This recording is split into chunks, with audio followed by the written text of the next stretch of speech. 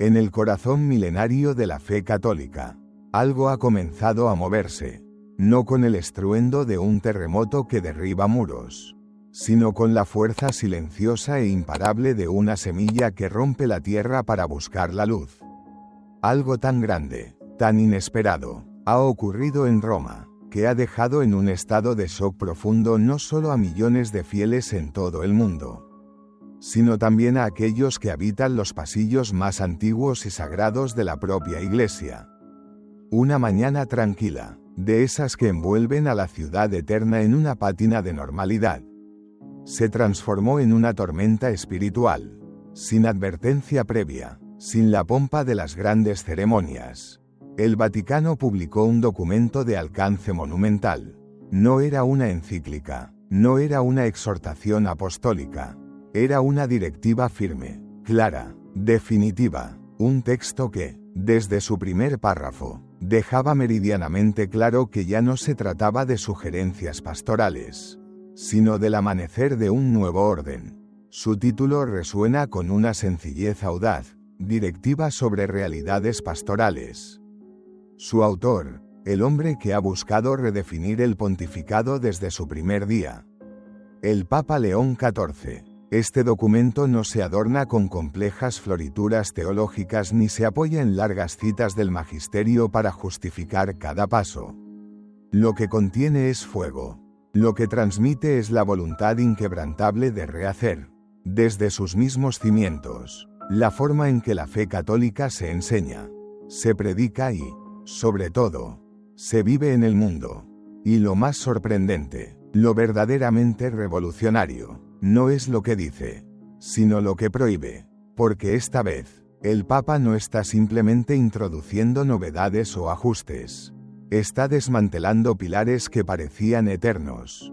Ha tomado enseñanzas tradicionales, doctrinas con siglos de historia, y ha dicho con una claridad valiente y pastoral: basta.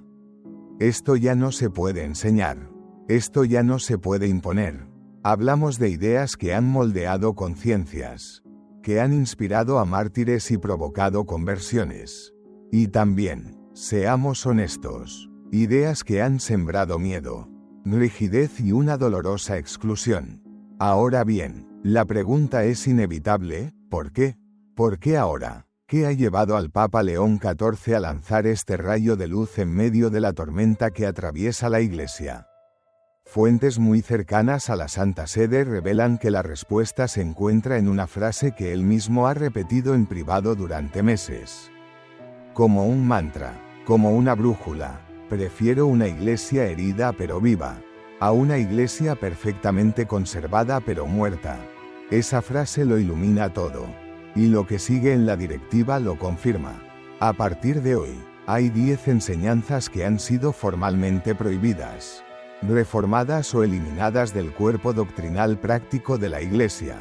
Algunas de ellas son profundamente simbólicas, otras explosivamente polémicas, y todas, sin excepción, nos invitan a una profunda y sincera reflexión. Desde las parroquias rurales más humildes de América Latina hasta las diócesis más tradicionales de Europa, el documento ha provocado temblores.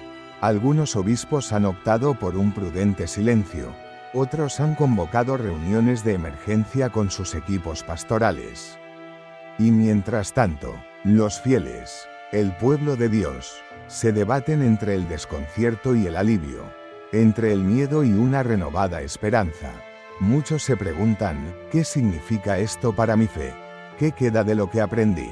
¿Sigo siendo católico si ya no creo en lo que ayer se nos presentaba como un dogma práctico? Porque este no es un cambio cosmético, no es un simple ajuste, es un giro copernicano en el alma de la fe. Y lo que más sorprende es la velocidad. El Papa León XIV no ha pedido que estos cambios se estudien en un sínodo interminable. Ha firmado, ha sellado y ha ordenado, movido por un profundo sentido de urgencia pastoral. Pero antes de sumergirnos en cada una de estas enseñanzas, es crucial entender el contexto. Esto no ha surgido de la nada. Desde su elección, León XIV ha demostrado no temer al conflicto cuando se trata de defender el Evangelio.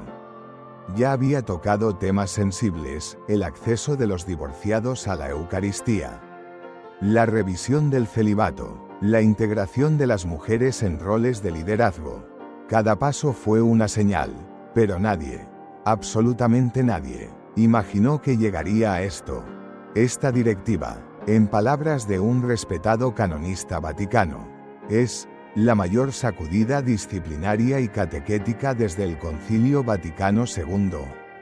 Y sin embargo, el Papa parece querer marcar su propio punto de partida, como arquitecto de una etapa nueva, no una primavera, no una revolución, una purificación. Desde el primer párrafo, León XIV deja claro que su intención no es destruir la fe, sino liberarla de sus cargas innecesarias, de sus miedos históricos, de sus distorsiones humanas. En sus propias palabras, el Evangelio no necesita muros para protegerse, necesita caminos para llegar al corazón de la gente. Y ahora sí, ha llegado el momento de entrar en materia. En los próximos minutos, revelaremos, una por una, estas 10 enseñanzas transformadoras. Lo haremos con claridad, con contexto y, sobre todo, con un profundo respeto, porque para entender hacia dónde se mueve realmente la Iglesia Católica bajo el pontificado de León XIV, no basta con mirar los titulares.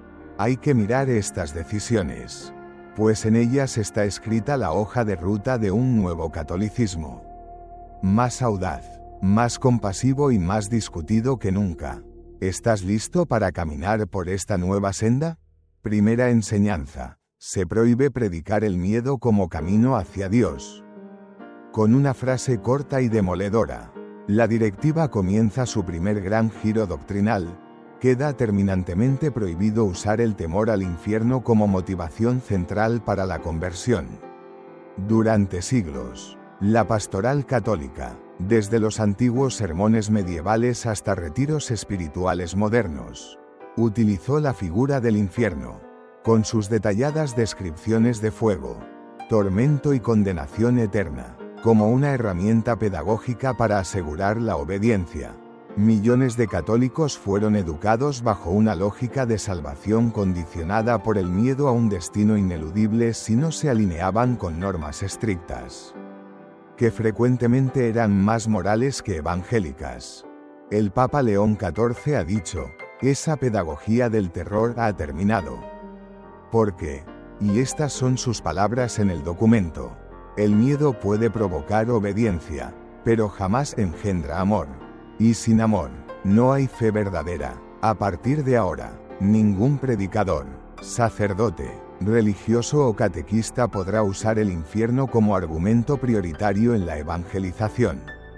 La conversión, insiste el texto, debe nacer del encuentro fascinante y liberador con la infinita ternura de Cristo, no de la amenaza del castigo eterno. Esto no significa que la doctrina sobre el infierno desaparezca del catecismo. Significa una transformación radical en su presentación.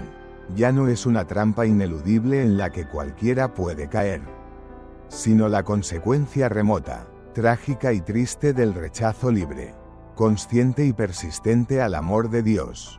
Pero el documento va más allá y califica el uso del miedo como táctica de conversión como un abuso pastoral. Esta expresión ha encendido todas las alarmas, porque coloca el abuso espiritual del miedo al mismo nivel que otros abusos que han dañado tan gravemente la imagen de la Iglesia. Es una comparación audaz, dolorosa, pero para muchos, absolutamente necesaria. El Evangelio, nos recuerda el Papa con una fuerza conmovedora, no fue predicado con amenazas. Leemos en el Evangelio de Lucas, capítulo 19, versículo 41, que Jesús lloró sobre Jerusalén por su cerrazón, pero nunca la condenó al fuego. Su cruz no fue una amenaza, fue una entrega total de amor incondicional. Hoy, la Iglesia, siguiendo sus pasos, elige sin ambigüedades la misericordia sobre el miedo. Segunda enseñanza. La catequesis infantil ya no podrá usar el concepto de pecado original como una carga personal o una culpa heredada. Durante generaciones, la primera lección de fe para un niño católico comenzaba con una sombra. Se le enseñaba que nacía, manchado, por el pecado de Adán y Eva, iniciando su camino espiritual con un sentimiento de indignidad, de imperfección, de ser culpable de algo que no había cometido. Aunque la teología intentó suavizar esta idea, el mensaje que caló en el imaginario colectivo fue claro: el alma del recién nacido está en deuda. El Papa León XIV ha puesto fin a esta narrativa. El nuevo enfoque propuesto en la directiva elimina por completo toda referencia a culpa, deuda, castigo o herida transmitida en la catequesis infantil. En su lugar, la enseñanza fundamental será que cada persona nace profundamente amada, deseada por Dios, y portadora desde su origen de una dignidad inviolable. La formulación oficial es revolucionaria y sanadora: ningún niño es portador de pecado. Todo ser humano nace bendecido. Lo que llamamos redención no es la reparación de una deuda, sino la plenitud de un vínculo de amor que ya existe. En la práctica, esto supone una reescritura de los dogmas prácticos más arraigados en la vida parroquial. El bautismo deja de ser presentado principalmente como el lavado del pecado para ser celebrado como lo que es la celebración gozosa del vínculo eterno entre Dios y su criatura. Los libros de catequesis, las clases en las escuelas católicas y la preparación para el bautismo deberán cambiar radicalmente. Ya no se hablará de mancha, ni de condenación, ni de culpa heredada. Se hablará de gracia originaria, de dignidad fundamental, de belleza inicial, de una identidad sagrada e intacta. Esta reforma apunta directamente a proteger la salud espiritual de los niños. El documento lo dice sin rodeos: ningún niño debe crecer creyendo que la primera mirada de Dios sobre él es de reproche. El primer rostro de Dios que un niño debe conocer es el del amor incondicional. Y ante la pregunta de muchos catequistas desconcertados, ¿cómo explicamos entonces la necesidad de la redención?, la respuesta del Papa ha sido sorprendente en su simplicidad y profundidad: no necesitamos la redención porque seamos culpables, sino porque estamos llamados a amar en plenitud. La fe no se trata de pagar una deuda, sino de florecer en la gracia que se nos da gratuitamente. Tercera enseñanza: las imágenes de un purgatorio de fuego y castigo físico dejan de tener un lugar en la liturgia y la catequesis. El imaginario católico ha estado poblado por siglos de representaciones artísticas del purgatorio que lo asemejaban a un infierno temporal.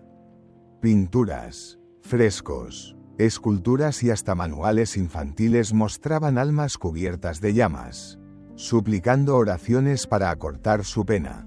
Muchos crecimos viendo esas imágenes en nuestras iglesias, en folletos de novenas o en estampas repartidas en funerales. Ahora, todo eso está cambiando. El Papa León XIV ha ordenado la eliminación de toda representación artística, simbólica o pedagógica del purgatorio como un lugar de fuego, castigo o sufrimiento físico. A partir de ahora, no se permitirá incluir en catequesis, templos o materiales litúrgicos imágenes que siembren miedo y angustia. ¿Por qué este cambio tan drástico? El documento lo explica con una lógica pastoral impecable. La imagen tradicional del purgatorio ha causado históricamente más confusión que consuelo.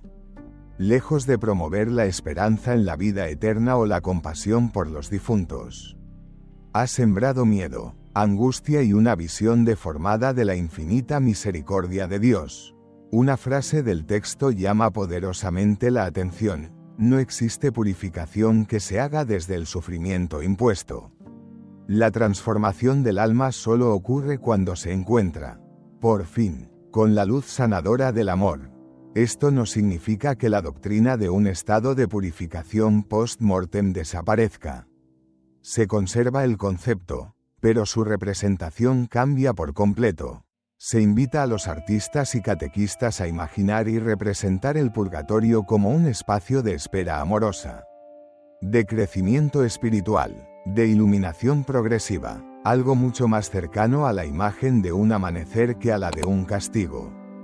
La reacción, como era de esperar, ha sido dividida. Algunos artistas católicos celebran la liberación de una estética que ya no responde a la sensibilidad contemporánea. Otros lo ven como una mutilación del patrimonio simbólico de la Iglesia. Pero León XIV ha sido enfático: el arte sagrado no es para sembrar temor, sino para despertar la confianza. Y todo lo que inspire angustia en lugar de consuelo debe ser purificado de nuestra fe. Cuarta enseñanza: se elimina el concepto de mérito como condición para ganar la salvación. Este es, quizás, uno de los cambios teológicos más profundos y liberadores de toda la directiva. Durante siglos, la doctrina católica popular enseñó que nuestras buenas obras, sacrificios, oraciones, indulgencias y penitencias acumulaban méritos espirituales. Era una especie de contabilidad celestial que ayudaba al alma a salvarse o a reducir su supuesto tiempo en el purgatorio. Muchos crecimos con la idea de que la salvación era algo que debía ganarse, que había que acumular puntos celestiales. El Papa León XIV ha dicho, con una palabra que resuena con la autoridad del Evangelio: basta. El documento declara, sin ambigüedades, que la salvación no puede depender de los méritos humanos, que nadie puede ganar el cielo con sus esfuerzos, y que toda obra buena es, en sí misma, un fruto de la gracia de Dios, no de la autoexigencia. Una frase clave del texto lo resume todo: el reino de Dios no es una recompensa, es un regalo, y el amor no se contabiliza, se comparte. A partir de ahora, queda prohibido enseñar que hay que merecer el cielo. El nuevo lenguaje será el del don, la gracia, la acogida inmerecida. Nuestras prácticas religiosas, por supuesto, siguen siendo inmensamente valiosas, pero no como una moneda de cambio para la salvación, sino como una respuesta libre, gozosa y agradecida a un amor que ya nos ha sido dado de forma incondicional. Esto pone en tela de juicio siglos de una espiritualidad basada en indulgencias, méritos de los santos y bancos espirituales. El documento no dice que todo fuera un error, pero sí que fue profundamente mal interpretado, convirtiendo la vida espiritual en un sistema de transacciones que perdía su centro, la gratuidad del amor de Dios. Como expresó un obispo latinoamericano, es como si el Papa nos estuviera diciendo: dejen de enseñar que Dios está esperando que lo convenzan. Él ya los ama, solo quiere que lo descubran.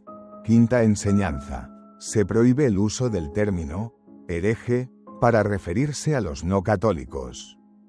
La palabra herejía, usada durante siglos como un arma teológica en concilios, bulas papales y excomuniones, queda desterrada del vocabulario oficial de la Iglesia.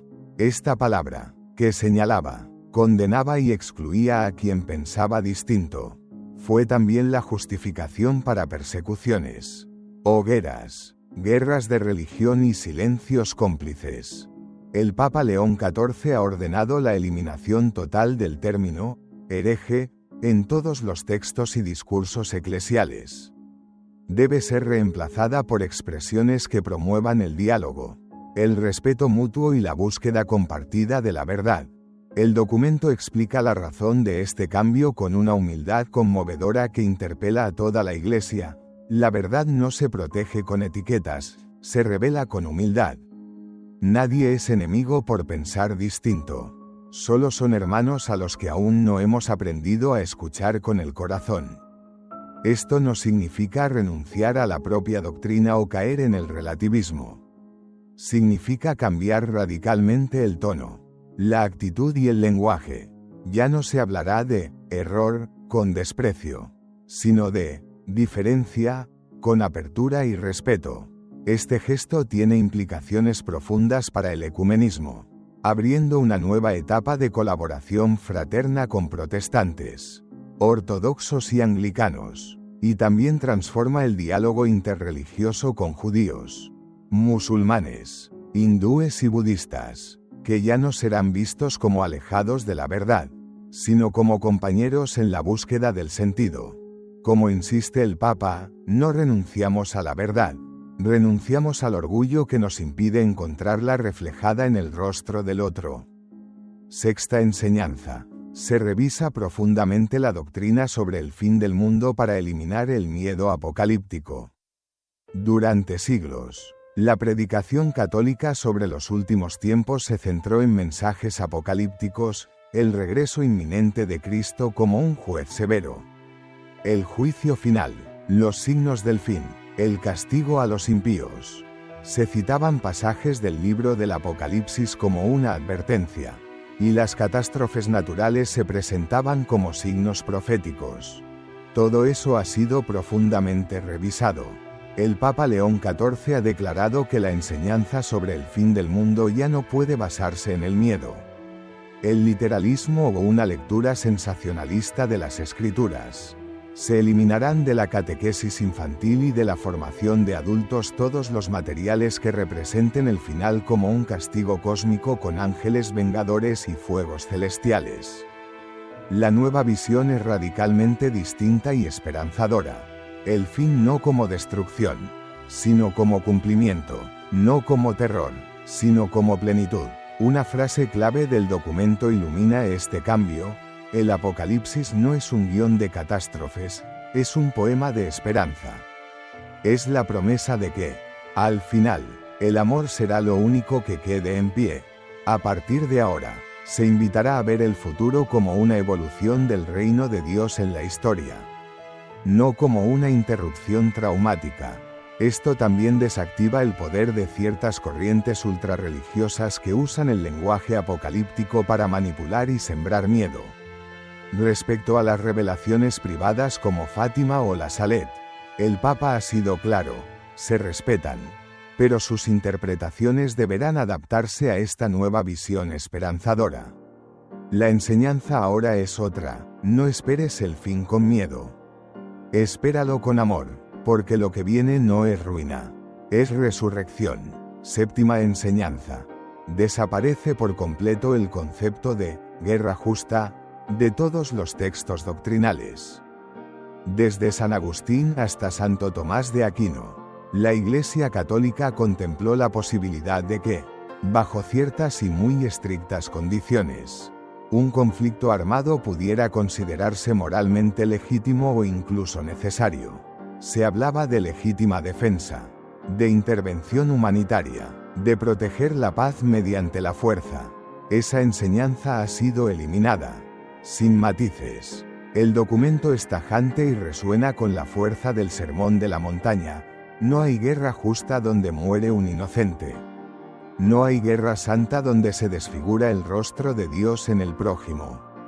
A partir de ahora, ningún documento oficial de la Iglesia Católica podrá justificar el uso de la violencia como un camino legítimo. Ni siquiera en defensa propia, ni siquiera en nombre de la paz. Los seminarios deberán actualizar su enseñanza moral. Las diócesis no podrán bendecir armamentos ni enviar capellanes con discursos de legitimación bélica. El Papa ha sido claro: no venimos a bendecir ejércitos. Venimos a sanar a las víctimas. La Iglesia no niega el derecho de una persona a protegerse, pero afirma que la estructura de la guerra como institución es intrínsecamente inmoral. En palabras del pontífice, una guerra puede defender un territorio, pero jamás construye el reino de Dios. La Iglesia no será neutral ante la injusticia, pero su postura será, de ahora en adelante, radicalmente no violenta. Octava enseñanza. El latín deja de ser el idioma privilegiado de la liturgia católica. El latín, durante siglos la lengua madre del culto católico, ha sido un símbolo de unidad, tradición y misterio, pero para muchos, también ha sido una barrera, una forma de exclusión encubierta que dificultaba la participación plena del pueblo. El Papa León XIV ha dado un paso sin precedentes, ha eliminado el uso privilegiado del latín en la liturgia oficial. A partir de ahora, todas las celebraciones deberán realizarse en el idioma de la comunidad local. Los documentos doctrinales se redactarán primero en lenguas vivas. Los seminarios podrán prescindir del latín como requisito obligatorio. No se prohíbe. Podrá usarse como opción cultural si la comunidad lo solicita, pero ya no será la lengua por defecto del culto. El argumento es pastoral y contundente: no hay una lengua sagrada. Solo hay palabras que aman y palabras que excluyen. El idioma del amor es siempre aquel que el pueblo comprende. Esta reforma busca una mayor participación de los fieles. Revaloriza las lenguas indígenas y locales. Y pone fin a un cierto elitismo litúrgico. Es un gesto de cercanía radical. Ya no es el pueblo quien debe elevarse a un idioma sagrado, sino que es lo sagrado lo que desciende al corazón del pueblo en su propio idioma. Novena enseñanza. Se prohíbe negar funerales católicos a personas en situaciones consideradas irregulares. Hasta hace muy poco, existían normas, a veces escritas, a veces tácitas, que permitían a un sacerdote negar el funeral católico a ciertas personas, aquellos que se habían quitado la vida, quienes vivían públicamente alejados de la fe, o los que murieron en situaciones irregulares según la moral tradicional. Esa dolorosa realidad ha cambiado de raíz. El Papa León XIV ha decretado que a ninguna persona bautizada se le podrá excluir del rito fúnebre de la Iglesia por su condición moral o su historia personal. El nuevo documento afirma con una fuerza que busca sanar heridas: negar un funeral cristiano no protege la doctrina, solo agrava el dolor de los vivos y silencia la infinita misericordia de Dios. Ante la pregunta sobre quienes mueren en pecado grave, la respuesta es clara: solo Dios ve el corazón en el instante final. Nosotros no somos jueces de la eternidad de nadie. El funeral deja de ser un juicio público sobre el difunto y se convierte en lo que siempre debió ser: una plegaria de consuelo para los vivos y una entrega confiada del alma de un hermano o hermana a la misericordia del Padre. El caso que motivó esta reforma fue una carta recibida por el Papa, escrita por una madre cuyo hijo, tras años de depresión, se había quitado la vida. El sacerdote de su pueblo le negó el funeral. Esa madre desgarrada solo escribió: si la Iglesia no estuvo cuando mi hijo más la necesitaba, ¿cómo puedo creer que Dios sí estuvo? Esa carta fue el detonante.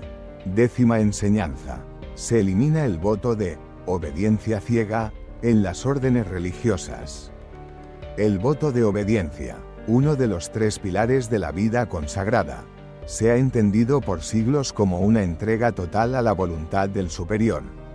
Obedecer como un cadáver, decían los antiguos tratados. Hoy, esa interpretación cambia radicalmente. El Papa León XIV ha declarado que el voto de obediencia ya no podrá interpretarse como una sumisión absoluta e irracional. Se prohíbe la obediencia ciega. Se introduce una nueva norma: obedecer en libertad de conciencia y en discernimiento comunitario. El nuevo documento establece que ningún superior podrá exigir algo que violente la conciencia de un religioso, y que todo religioso tiene derecho a expresar sus dudas o desacuerdos sin temor a represalias espirituales. ¿Por qué este cambio tan profundo? El Papa ha sido muy claro y directo: hemos confundido obediencia con servilismo. Y eso ha sido un terreno fértil para el abuso espiritual, de poder y de conciencia. En los últimos años, múltiples testimonios han revelado cómo una idea deformada de la obediencia fue usada para justificar autoritarismo y abusos. Esta reforma protege la dignidad de la persona consagrada. La obediencia en la nueva visión de León XIV es cooperación responsable, no sometimiento. Como advierte el Papa, si una comunidad se mantiene unida solo porque nadie puede hablar, esa comunidad no es del espíritu. Y así, el círculo se cierra, desde el inicio de la vida, con una catequesis libre de culpas, hasta el final de la existencia. con una despedida digna y misericordiosa. Desde nuestra relación con el otro, basada en el diálogo, hasta la estructura misma de la vida consagrada, vivida en libertad. El Papa León XIV no está simplemente cambiando normas, está intentando redefinir el alma misma de la Iglesia. Como toda reforma profunda, esta genera desconcierto, entusiasmo, oposición y una inmensa esperanza. Pero cada una de estas 10 enseñanzas reformadas lleva dentro la misma semilla, el deseo ardiente de que la Iglesia vuelva a ser, de verdad, una buena noticia para todos. No solo para los que ya están dentro y cumplen las reglas. Ahora que conoces estas 10 reformas impensables, la pregunta ya no es si la Iglesia está cambiando. La verdadera pregunta que resuena en el corazón de cada creyente es: ¿estamos nosotros listos para vivir en una fe que rompe sus cadenas históricas? Una fe que elige la compasión sobre la condena, el diálogo sobre la exclusión, y el amor radical sobre el miedo paralizante. El Papa León XIV no solo ha tocado dogmas, ha tocado las heridas abiertas de la humanidad. Y con cada prohibición, con cada nueva directiva, ha dejado un mensaje claro: Dios no necesita intermediarios que infundan temor, necesita testigos que irradien su misericordia. Necesita corazones dispuestos a amar y a sanar. Hoy, muchos están confundidos, otros, emocionados, y no faltan quienes temen que este camino sea un abismo. Pero quizás, solo quizás, este camino es un puente hacia una Iglesia más humana, más luminosa y, finalmente, más real, más fiel al sueño de aquel carpintero de Nazaret.